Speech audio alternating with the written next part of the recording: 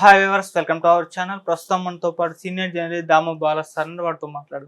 నమస్కారం సార్. నమస్తే. Sir, Bengaluru rave party ఏపీలో మరొక పొలిటికల్ వార్ కూడా క్రియేట్ చేసిన విషయం మనకు తెలిసింది. వైసీపీ వాళ్ళేమో ఇది టీడీపీ వాళ్ళ రేవ్ పార్టీ అంటారు, టీడీపీ వాళ్ళేమో వైసీపీ వాళ్ళ రేవ్ పార్టీ అంటారు. అయితే ఇప్పుడు లేటెస్ట్ గా ఇందులో వైసీపీ నేతలు కొంతమంది అరెస్ట్ అయ్యారు అని చెప్పేసి అని అంటున్నారు సార్. మరి ఎవరు అరెస్ట్ అయ్యారు, దీంట్లో నిజం ఎంత? మనం ఈ రేవ్ పార్టీ గురించి 2-3 విషయాలు చెప్పుకోవాలి. ఒకటేమో ఈ రోజు విచారణ జరుగుతుంది. హేమతో పాటు మొత్తం 8 మందికి నోటీసులు వెళ్ళాయి. అంటే ఈ రోజు విచారణకి రమ్మని 8 మందికి వెళ్ళాయి. మొత్తంగా 103 మందికి టెస్ట్ చేస్తే అందులో 86 మందికి పాజిటివ్ వచ్చింది. 86 మందికి నోటీసులు వెళ్ళాయి. బట్ 27న విచారణకి 8 మందికి ఇచ్చారనమాట. అంటే విడతల వారీగా విచారణ చేస్తారు. ఈరోజు 8 మందిని చేస్తారు. ఇందులో హేమ వెళ్ళింది, ఈరోజు బెంగళూరుకి వెళ్ళాలి. మరి వెళ్ళిందా లేదని ఇంకా కన్ఫర్మ్ కాలేదు. సో హేమకి ఈరోజు విచారణ ఉంది. హేమతో పాటు ఇంకొక 8 మందిని ఈరోజు విచారిస్తారు. మనం ఇంతకుముందే చెప్పుకున్నాం, ఇందులో 6 మంది మాత్రం అక్యూజ్డ్ నెంబర్ 1, 2, 3, 4, 6 6 మందిని చేర్చారు. అందులో లంగపల్లి వాసు, అరుణ్ అండ్ గోపాల్ రెడ్డి ముగ్గురు. ఈ ముగ్గురు కాకుండా ఇంకొక ముగ్గురు ఎవరంటే వాళ్ళు పెడ్లర్స్, అంటే డ్రగ్స్ సప్లయర్స్. సో మొత్తం 6 మంది. తర్వాత అక్యూజన్ నెంబర్ 7 అనేది మగవాళ్ళు 59 మంది, అక్యూజన్ నెంబర్ 8 అమ్మాయిలు 29 మంది. ఇలాగా వాళ్ళు పెట్టారు కేసు.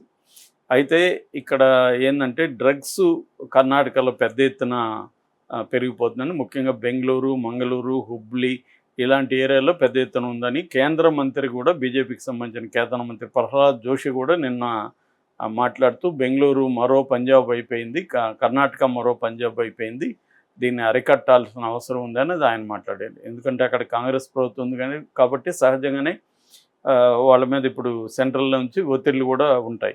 అందుకని ఇక్కడున్న కాంగ్రెస్ ప్రభుత్వం కూడా రేవ్ పార్టీని సీరియస్గానే తీసుకునింది అక్కడ. దానివల్ల ఈ పార్టీలో ఎవరెవరు ఉన్నా కూడా వాళ్ళ మీద చర్యలు తీసుకోవడానికి సీరియస్గానే జరుగుతుంది. సో ఇది ఒక కోణం. రెండవది ఏంటంటే మనకు ఆంధ్రప్రదేశ్లో కాదేది రాజకీయాలకి అనర్హం అన్నట్టుగా ఎక్కడ ఏది జరిగినా దాని ఆంధ్రప్రదేశ్కి లింక్ పెట్టేస్తూ ఉంటారు. సో బిగినింగ్లో ఈ హేమ గతంలో వైసీపీలో ఉన్నింది కాబట్టి వైసీపీ జగన్తో ఉన్న ఫోటోల్ని వైరల్ చేసింది తెలుగుదేశం. ఇప్పుడు కాకాని గోవర్ధన్ రెడ్డి కారు అక్కడ ఉందని, కారు కూడా లేదు నిజానికి, ఆయన స్టిక్కర్, ఎమ్మెల్యే స్టిక్కర్ అంటించుకున్న ఒక కారు ఉంది. ఆ కారు పూర్ణారెడ్డి అనే వ్యక్తిదని చెప్తున్నారు. సో ఈ పూర్ణారెడ్డి కాకాని గోవర్ధన్ రెడ్డి అనుచరుడు అన్న విషయాన్ని ప్రచారం చేస్తున్నారు. మరోవైపు A2గా ఉన్న అరుణ్, A1 ఏమో లంకపల్లి వాసు, ఆయన బర్త్డేకి అక్కడ జరిగింది. ఆయన గురించి కూడా మనం చెప్పుకున్నాం. ఆయన ఒకప్పుడు వాళ్ళ తల్లి ఇడ్లీ అమ్ముకుంటూ జీవనం సాగించి వీళ్ళని చదివించింది. తను క్రికెటర్గా అవుదాం అనుకొని క్రికెటర్గా ఫెయిల్ అయ్యి క్రికెట్ బుకీగా మారాడు. అక్కడి నుంచి అతను రకరకాల బెట్టింగ్లకు వెళ్ళి డబ్బులు సంపాదించడం మొదలుపెట్టి అనేక ఆస్తులు కూడా అనేక చోట్ల సంపాదించాడు అనే వార్తలు వచ్చాయి. ఈ లంకపల్లి వాసు తరపున ఈ పార్టీని మొత్తాన్ని కోఆర్డినేట్ చేసి ఆర్గనైజ్ చేసింది అరుణ్ అనే ఒక అబ్బాయి. ఈ అరుణ్ ఎవరో కాదు, అరుణ్ అక్కడ రాయచోటి ఎమ్మెల్యే అభ్యర్థి వైసీపీ శ్రీకాంత్ రెడ్డి, ఆయన అనుచరుడు అని చెప్తున్నారు. గతంలో శ్రీకాంత్ రెడ్డికి శాలువ కప్పుతూ ఉన్న ఫోటో, జగన్కి అరుణ్ శాలువ కప్పుతున్న ఫోటో కూడా తెలుగుదేశం అఫీషియల్ హ్యాండిల్లో వాళ్ళు పెట్టి, ఎక్కడ దేశంలో ఎక్కడ ఏ డొంక కదిలినా దాని మూలాలు ఆంధ్రప్రదేశ్లో ఉంటాయి, వైసీపీకి దాని మూలాలు వెళ్తాయి అని ఒక అఫీషియల్ ట్వీట్ కూడా చేశారు. సో దీన్ని ఖండిస్తూ వాళ్ళు తెలుగుదేశంతో ఈ కొంతమంది ఉన్న ఫోటోల్ని, ముఖ్యంగా డ్రగ్ పెడ్లర్స్, తెలుగుదేశం అక్కడ చిత్తూరు జిల్లా తెలుగుదేశం నాయకులతో ఉన్న ఫోటోల్ని వైసీపీ రిలీజ్ చేసింది. అంటే రేవ్ పార్టీలో ఇటు తెలుగుదేశం వాళ్ళు ఉన్నారు, వైసీపీ వాళ్ళు ఉన్నారు అనేది మనకు అర్థమవుతుంది. వీళ్ళు ఉన్నట్టు తెలుగుదేశం వాళ్ళు ఉన్నట్టేమో తెలుగుదేశం వాళ్ళు చెప్పరు, మొత్తం వైసీపీ మీద తోసేస్తారు. వైసీపీ ఏమో మొత్తం తెలుగుదేశం మీద తోస్తుంది. అంటే మన అదేదో అంటాం కదా, నేనేమన్నా పువ్వు పెట్టుకున్నాం అన్నట్టుగా మనలాంటి వాళ్ళు అనుకుంటాం, ఏరా మేమన్నా పూలు పెట్టుకున్నామా, నువ్వు అది చెప్పవేంటి, నువ్వు ఇది చెప్పవేంటి అని మనం ఇద్దరిని అనుకుంటాం కదా. అట్లాగే రెండు చూసినప్పుడు మనకు అర్థమైంది ఏమంటే, రెండు పార్టీలకు సంబంధించిన వాళ్ళు రేవ్ పార్టీలో ఉన్నారు. రేవ్ పార్టీ అనేది ఏమి వైసీపీ ఆర్గనైజ్ చేయదు కదా అఫ్సెల్గా. సో వాసు అనేవాడు చేశాడు. దాంట్లో డబ్బున్న వాళ్ళందరూ ఉంటారు. ఆ డబ్బున్న వాళ్ళు కొంతమంది తెలుగుదేశం వాళ్ళు ఉండొచ్చు, కొంతమంది వైసీపీ వాళ్ళు ఉండొచ్చు. గతంలో కూడా మనకి విశాఖపట్నంలో డ్రగ్స్ దొరికింది, సిబిఐ రంగంలో దిగిందని కొద్ది రోజులు హడావిడి అయింది. అప్పుడు కూడా ఇలాగే ఆరోపించుకున్నారు. వైసీపీ వాళ్ళని, వీళ్ళు తెలుగుదేశం వాళ్ళని ఇలా ఫైనల్గా ఏమైంది, నేను అప్పుడు కూడా చెప్పిన ఇదేమీ కాదురా బాబు, దీన్ని మర్చిపోతుంది ప్రపంచం అని చెప్పాను. ఇప్పుడు అదే జరిగింది. అక్కడ డ్రగ్స్ దొరికాయా లేదా ఏమీ సిబిఐ కానీ ఎవరు కానీ దాని గురించి నోరు మెదపట్ల. అప్పుడేమో హంగామా దొరికారు, 1000 కోట్ల డ్రగ్స్ దొరికి 25,000 కోట్లు ఇవన్నీ చెప్పేశారు. దాన్ని సాయిరెడ్డికి లింక్ చేస్తూ తెలుగుదేశం బ్రెజిల్ ప్రెసిడెంట్కి ఈయన పెట్టాడు మెసేజ్, ఇలాగేదో లింక్ చేశారు. ఫైనల్గా ఏం లేదు, ఇది రేవ్ పార్టీ అంతే. 2 రోజుల తర్వాత ఇంకొక ఇష్యూ వస్తుంది, దీన్ని ఎవడు పట్టించుకోడు, హేమ పార్టీకి హేమ ఉంటుంది. కాకపోతే వాళ్ళకందరికీ పాపులారిటీ పెరిగి ఉంటుంది, అంతకంటే ఏం జరగదు. సో ఇప్పుడు లంకపల్లి వాస్ అనే అతను ఇలాంటివి చేస్తాడు, అరుణ్ అనే అతను ఇలాంటివి చేస్తాడని అందరికీ తెలుస్తుంది. కాబట్టి రేవ్ పార్టీ ఎవరైనా జరపాలనుకుంటే వీళ్ళనే కాంటాక్ట్ చేస్తారు. మరి బాబు రేవ్ పార్టీ ఉంది మీరు చేయాలని అరుణ్కి డిమాండ్ పెరుగుతుంది. ఎందుకంటే ఇప్పుడు పట్టుబడకుండా ఎలా చేయాలో కూడా ఇంకొంత పట్టుబడ్డారు కాబట్టి తెలుస్తుంది కదా ఎలా మేనేజ్ చేయాలి, ఒకవేళ పట్టుకున్నా ఎలా మేనేజ్ చేయాలి, ఇవన్నీ వాళ్ళకి నాలెడ్జ్ వచ్చేది తప్ప దీనివల్ల ఎవరికేం పెద్ద నష్టం ఏమి ఉండదు.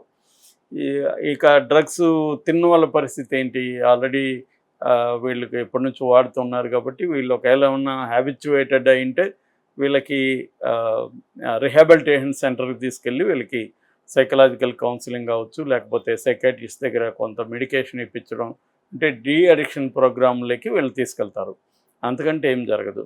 మామూలుగా అయితే జనరల్గా డ్రగ్స్ తీసుకున్న వాళ్ళని విక్టిమ్స్గా పరిగణించి కౌన్సిలింగ్ ఇచ్చి వదిలేస్తారు. లేదు వాళ్ళు హ్యాబిచ్యువేటెడ్ అయింటే మాత్రం వాళ్ళకి కొంత విగరస్గా వాళ్ళకి సైకలాజికల్ ట్రీట్మెంట్ అవన్నీ ఇప్పించి డీ అడిక్షన్లోకి వాళ్ళని ఫోర్స్ఫుల్గా పంపిస్తారు. వాళ్ళు కూడా డీ అడిక్షన్ జైలా అన్నప్పుడు డీ అడిక్షన్ ఎంచుకుంటారు కదా వాళ్ళు కూడా. సో నిజానికి ఎంచుకుంటే వాళ్ళకు కూడా మంచిదే, ఎందుకంటే డ్రగ్స్ వాడడం వల్ల ఆరోగ్యం పాడేది తప్ప లాభమేం లేదు కదా. టెంపరీ నీకు హై ఇవ్వచ్చు, మెంటలీ చాలా ప్లెజర్ ఉన్నట్టు ఉండొచ్చు, కానీ ఫైనల్గా డ్రగ్ అడిక్షన్ అందరికీ డిప్రెషను, యాంగ్జైటీ, బైపోలారు ఇలాగా రకరకాల మెంటల్ డిజార్డర్స్ వస్తాయి తప్ప దానివల్ల ఉపయోగం అయితే లేదు. కాకపోతే వీళ్ళు ఏంటంటే వాళ్ళ లైఫ్స్లో వాళ్ళ కెరీర్లో ఉండే టెన్షన్ని తప్పించుకోవడం కోసం, ఎస్కేప్ కోసం ఈ రూట్లోకి వెళ్ళే వాళ్ళు చాలామంది ఉంటారు. ఓకే. సో దానివల్ల ఇది సాల్వ్ కాకపోగా అడిషనల్ ఇష్యూస్ వస్తాయి. అట్లాగే ఫిజికల్గా కూడా దాని ఎఫెక్ట్, ఎందుకంటే వీళ్ళు ప్రాపర్ డైట్ ఇవన్నీ మెయింటైన్ చేయకుండా ఎంతసేపటికి డ్రగ్స్కి అలవాటైపోయి ఇది ఉండడం వల్ల ఫిజికల్గా కూడా హెల్త్ పాడవుతుంది. ఇలాగే చాలా కేసులు ఉన్నాయి మన కళ్ళ ముందు. ఏదేమైనా గవర్నమెంట్ కూడా ప్రధానంగా ఏంటంటే డ్రగ్స్ తీసుకున్న వాళ్ళ మీద కంటే కూడా డ్రగ్స్ సప్లయర్స్ మీద పడాలి. వాళ్ళని సప్లై చైన్ని బ్రేక్ చేయగలిగితే మ్యాక్సిమం తగ్గుతుంది. ఎందుకంటే ఇదేమి లోకల్ మేడ్ కాదు, డ్రగ్స్ అన్నీ కూడా బయట నుంచి వస్తున్నాయి. ఓన్లీ గాంజా లాంటిది లోకల్ మేడ్ ఉండొచ్చు ఎక్కడికక్కడ, కొన్ని చోట్ల ఇళ్లల్లో కూడా పెంచుకోవచ్చు గాంజా చెట్లు, కానీ ఓవరాల్గా అయితే బయట నుంచి వస్తుంది. ఎందుకంటే పెద్ద మొత్తం రావాలంటే మనకి ఎక్కువగా ఫారెస్ట్ బ్యాక్డ్రాప్ ఉన్న ఏరియాల నుంచి వస్తుంది. ఇదేంటంటే ఇప్పుడు నార్త్ ఈస్ట్ మణిపూర్ స్టోరీ చెప్పుకున్నప్పుడు కూడా నేను చెప్పాను, కొన్ని క్రిమినల్ గ్యాంగ్స్ ఇదే పనిలో ఉన్నాయి. అక్కడ ట్రైబల్స్ వాళ్ళకు ఉన్న ఇబ్బందుల్ని దృష్టిలో పెట్టుకొని అక్కడ వేలాది ఎకరాల్లో గాంజా పండించడం, లేకపోతే ఇతర మొత్తం ఉందా పండించడం, దాన్ని సొఫిస్టికేటెడ్గా ప్యాక్ చేయడం, ఇదంతా ఒక పెద్ద మాఫియా గ్యాంగ్స్ చేస్తుంటాయి అన్నమాట. సో దీన్ని కంట్రోల్ చేయాల్సిన అవసరం ఉంది. ఈ లోపల మనకి డ్రామా నడుస్తుంటుంది. తెలుగుదేశం వాళ్ళు ఏమో వైసీపీ వాళ్ళు ఉన్నారు దీంట్లో అంటుంది, వైసీపీ వాళ్ళు ఏమో తెలుగుదేశం వాళ్ళు ఉన్నారంటుంది. ప్రజెంట్ అయితే అప్సెల్ హ్యాండిల్లో తెలుగుదేశం ఈ Arun photo and Srikanth Reddy photo వీళ్ళిద్దరు, అలాగే జగన్కి సెలవు గొప్పుతున్న ఫోటో, ఈ రెండు షేర్ చేసి పెట్టాయన్నమాట. ఇది నెక్స్ట్ ఏం జరుగుతుందనేది చూడాలి మనం. Okay sir, thank you so much.